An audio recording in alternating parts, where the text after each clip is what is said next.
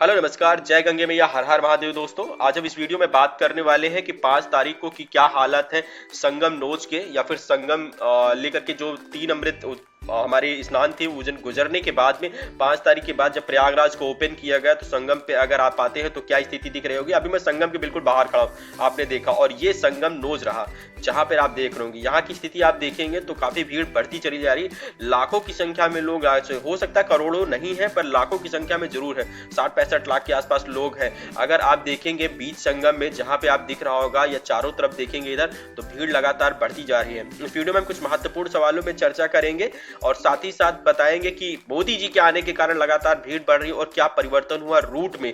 जो पहले प्लान था कि ओपन किया गया है उस साइड अरेल साइड, और बीच में आप बिल्कुल नोज पे देखिए कि क्या बनाया गया है, वहां पे भी भीड़ है। और संगम जो अरेल दिख रहा होगा आपको सामने, यहीं पर आपको एक तरीके से कहा जाए तो मोदी जी आए हैं और स्नान कर रहे हैं। ये अभी 10 बजे के आसपास आए हैं और इसके बाद स्नान करने के बाद 1 से 2 घंटे का उनका प्लान है, फिर यहाँ से वो वापस जाएंगे, उनका अपना है। हम इस वीडियो में जो महत्वपूर्ण सवाल है कि इनके आने के कारण क्या परिवर्तन किया जा रहा है, कौन कौन से साधन मिलेंगे ओपन होने के बाद में आपको यहाँ आने में, किस प्रकार से संगम नोज तक आ सकते हैं अपने पर्सनल व्हीकल से या नहीं आ सकते हैं। साथ ही हम ये भी चर्चा करेंगे इस चीज को लेकर के कि अगर आप बाहर चाहते हैं बस के थ्रू या ट्रेन के थ्रू आते हैं तो कहाँ से साधन मिलेगा, कितना किराया होगा उसका, और उसको पहुंचने के लिए यहाँ पे आपको कितना समय लगेगा। साथ ही रहने खाने के साथ में आपको पूरी डिटेल इसमें बताऊंगा और हालात बता रहा हूं कि आज का है, कौन सा पुल ओपन है, कौन सा मंदिर बंद है, साथ ही साथ संगम में कहां घूमा जा सकता है या क्या स्थिति है।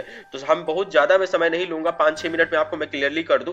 संगम वैसे नॉर्मली है, भीड़ मगर लगातार बढ़ती चली जा रही है क्योंकि मोदी जी के कारण जो 2-4 रूट थे इंपॉर्टेंट जहां से लगातार आते थे उनको बंद कर दिया गया है, जिसके कारण लोग फिर से अचानक से भीड़ का मतलब एक जमावड़ा टाइप में दिख रहा है। पर मैं बता दूं ये कुछ ही समय के लिए रहेगा, 3-4 बजे तक, उसके बाद ये फिर भी समाप्त हो जाएगा और कल से सारी चीजें नॉर्मल हो जाएंगी। फिलहाल अभी जो है पुल नंबर 1, 2, 3, 4 और तक बंद कर दिया गया है, 5-6 को ओपन किया गया है। साथ ही साथ अरेल साइड जाने वाले सभी रूट्स जो है ब्लॉक कर दिए गए हैं सुरक्षा कारणों की तरफ से। इसी कारण क्या हो रहा है, थोड़ा सा जाम लगने की स्थिति बन गई है पूरी तरीके से, आप देख सकते हैं। बाकी जो आप संगम में कहीं पर आएंगे सेक्टर नंबर 6, 7, 8, 9, 10 की तरफ अगर घूमेंगे पूरी तरीके से खाली मिलेगा। उधर आपको 11 से लेकर के 12, 13, 14, 15 तक अगर आप घूमेंगे वो भी खाली मिलेगा। ओनली ऑन आपको सेक्टर नंबर 23, 24, 25 में इसमें भीड़ मिलेगी, जहां आम नागरिकों को जाने के लिए भी बंद कर दिया गया है, सॉरी मना कर दिया गया है।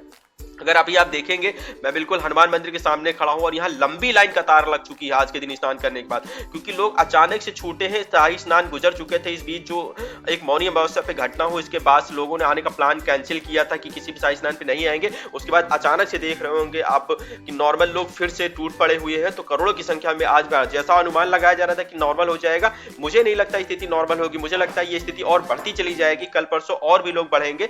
मैंने भी बताया था कि ये एक उत्तम समय है और सही समय यहाँ आने का। सबसे पहली चीज बता दूं, अगर अभी आप प्लान बना रहे हैं तो कहीं से भी हो वहां से ट्रेन ले ले अपने नजदीकी स्टेशन से, या फिर बस लेते हैं तो सीधे सबसे पहले आप प्रयागराज के जो भी स्टेशन होते हैं, प्रयागराज शिव की, Prayagraj junction, Naini junction, Prayag junction, Phaphamau junction, या फिर आपको झूसी जंक्शन पर आप उतरते हैं, यही इसी तरीके उतरते हैं तो सीधे वहां से अब आपको बाहर निकलते ही टेम्पो मिल जाएगी संगम के मेला क्षेत्र तक। जी हाँ, मैं बता दूं संगम का मेला क्षेत्र मतलब अगर संगम नोज कहा जाए, जिसके चारों से 5 किलोमीटर की रेंज होती है, संगम का क्षेत्र है, उसके आपको मिल जाएगी। मतलब अभी भी आपको 3 से 4 किलोमीटर पैदल चलना पड़ेगा। मैं अभी भी आपको क्लियरली कर दूं, फिलहाल कोई बड़ी दूरी नहीं है। संगम स्नान करने अगर आते तो नॉर्मली 3 से 4 किलोमीटर अब पैदल चलना पड़ेगा। पहली की स्थिति होगी, अभी देखिए हनुमान मंदिर में कितनी लंबी लाइन लगी। हनुमान मंदिर की तरफ से मैं निकल रहा था और यहाँ पे बड़ी ही लंबी लाइन लगी हुई है, बिल्कुल पीछे से लगी हुई है और आगे की जाने के लिए लोग लगातार कंटिन्यू चल रहे हैं। बाबाओं का प्रस्थान यहाँ से स्टार्ट हो चुका है, मतलब जो अखाड़े थे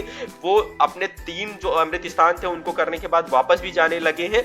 अब नॉर्मल लोगों का प्रस्थान अग्रसर हो चुका है, मतलब अब जो आम आदमी है वो संगम की तरफ मूव कर रहा था। अभी साधु संत ही हमारे यहाँ पर आ रहे थे अधिकतर। गाड़ियां आप देख रहे होंगे, सारी गाड़ियां आ रही है नॉर्मल जो होती है गाड़ियां भी आ रही है। बाइक लेकर के अब आ सकते हैं, नॉर्मल दिन है।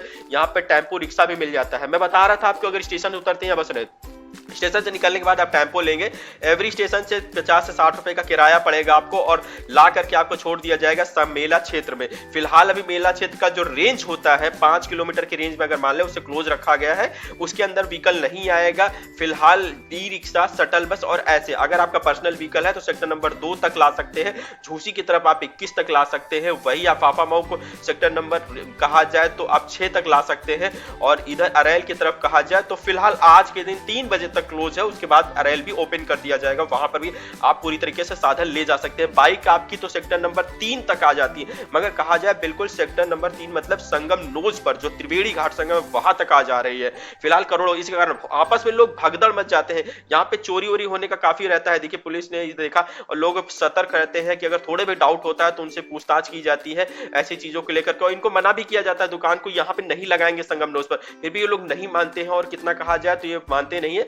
तो इसी चीज को लेकर के कहा कि सतर्कता रहेगी, चारों तरफ आप देखेंगे मिलिट्री और पुलिस वाले बैठे रहेंगे। अगर आप सामने देखेंगे पीएससी बैठी रहती है यहाँ पर, आप देखेंगे साथ ही साथ लोग थोड़ा सा अब क्या है फैलाव में हो चुके हैं, तो आपको उतना नहीं मिलेगा। भीड़ अब बढ़ रही है क्योंकि दोपहर का जैसा जैसा टाइम हो रहा है वैसे वैसे लोग बढ़ते चले जाएंगे और ये शाम तक और बढ़ती चलेगी। फिलहाल ये एक मैं कहूंगा उत्तम समय है, अगर आप प्लान बना रहे हैं आज और कल परसों तक तो बहुत ही बढ़िया प्लान है। इस समय पे नॉर्मल आप चले आइए, आप आराम से घूम सकते हैं, किसी प्रकार की कोई समस्या आपको फेस नहीं करनी पड़ेगी और आप आराम से संगम घूम सकते हैं बिना किसी भीड़ भाड़ के और कम से कम पैदल चले हुए। इस समय मात्र आपको 4 से 5 किलोमीटर ही पैदल चलना पड़ेगा और एक बेहतरीन दर्शन कर लेंगे। दर्शन के नाम पे अगर मैं बताऊं तो संगम स्नान करने के बाद सबसे पहली चीज है और आप सीधे किले की तरफ बढ़िए और हनुमान मंदिर की तरफ जाइए। हनुमान मंदिर की टाइमिंग आज की डेट में अभी जो मैं बता दूं वो रहेगी तकरीबन 3 घंटे के आसपास। अगर आप लगते हैं तो 1 से 2 घंटे या 3 घंटे 1 से 3 घंटे के बीच में आपको दर्शन मिलेंगे, क्योंकि वहां पे भीड़ अभी भी बनी हुई है,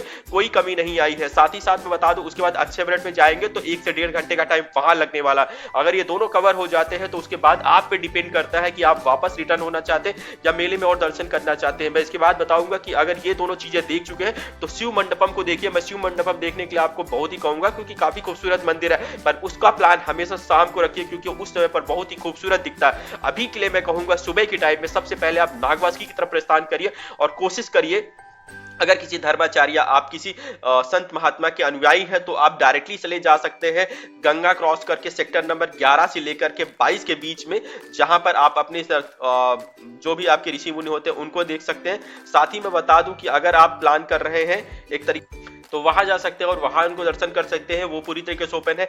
अगर आप उसके साथ ही आप जाना चाहते हैं, मुझे लगता है सांस्कृतिक कार्यक्रम या इत्यादि प्रदर्शनी इत्यादि को देखना चाहते हैं, सेक्टर नंबर 6, 7 की तरफ चले जाइए। 7 और 8 में आपको बेहतरीन प्रदर्शनियां देखने को मिल जाएंगी, कला कुंभ और ये चीजें देखने के लिए। और अगर आप झूले इत्यादि या बच्चों के साथ हैं तो मैं आपको कहूंगा सेक्टर नंबर 1 की तरफ प्रस्थान करिए, जहां पर आपको झूले इत्यादि देखने को मिल जाएंगे। वहां पर राम मंदिर बनाया गया जो काफी खूबसूरत है, इसके भी दर्शन कर सकते हैं। इस तरीके से मेले को आप पूरा कवरेज कर सकते हैं अगर आप 24 घंटे में भी कवर करना चाहते हैं। भीड़ लगातार बढ़ रही है, आप वीडियो को देख सकते हैं, लगातार लोगों का आने का जमावड़ा बना हुआ है जो संगम नोक की तरफ लगातार प्रस्थान कर रहा है। सफाई कर्मी, पुलिस कर्मी अपनी चीजों में लगे हुए हैं, वो पूरी तरीके जितना ज्यादा हो सकता है मैनेजमेंट में लगे हुए हैं लोग। हाँ, मगर यह है कि अब नॉर्मल हो चुके हैं और बहुत बेहतरीन तरीके से आ रहे हैं, सारी चीजें मैनेजमेंट में है, कहीं आपको कोई परेशानी नहीं दिख रही है। अभी पीपा पुल आपको दिख रहा होगा क्रॉस करके संगम की तरफ जाने वाले, पीपा पुल 2 जो आपका दिख रहा होगा इसकी तरफ से जा रहे थे। फिलहाल ये अभी कुछ समय के लिए ओपन किया गया, फिलहाल ये क्लोज रहेगा मोदी जी के आने के कारण। जिस समय मैं आया हूं उस समय पे इसे ओपन रखा गया है, पर ये बंद रहेगा, आपको यहाँ पे नहीं आने दिया जाएगा, मैं आपको बता देता हूं तो